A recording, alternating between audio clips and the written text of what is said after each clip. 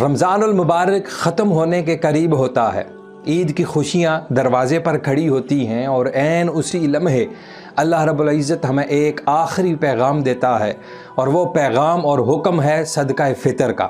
صدقہ فطر یہ صرف ایک رقم ہی نہیں بلکہ ہماری عبادتوں کی تکمیل اور دل کی صفائی ہے۔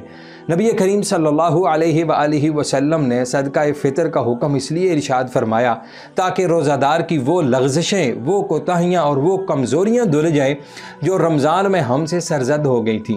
گویا یہ ایک خاموش عبادت ہے، خاموش دعا ہے کہ یا اللہ ہماری عبادت ناقص تھی، تو اپنی رحمت سے اسے قبول فرما لے۔ صدقہ فطر صرف دینے والے کے ہاتھ نہیں دیکھتا بلکہ لینے والے کی آنکھوں میں چھپی ہوئی حسرت دیکھتا ہے۔ یہ وہ دسترخوان دیکھتا ہے جہاں عید کے دن بھی خاموشی ہو۔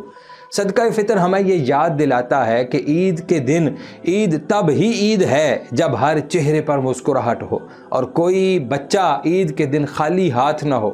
صدقہ فطر ہمارے روزوں کو زمین سے اٹھا کر آسمان تک پہنچاتا ہے، ہماری عبادت کو بندوں کے دکھ سے جوڑ دیتا ہے اور ہمیں سکھاتا ہے کہ اللہ کی عبادت صرف سجدوں میں ہی نہیں بلکہ دلوں کو جوڑنے میں بھی ہے۔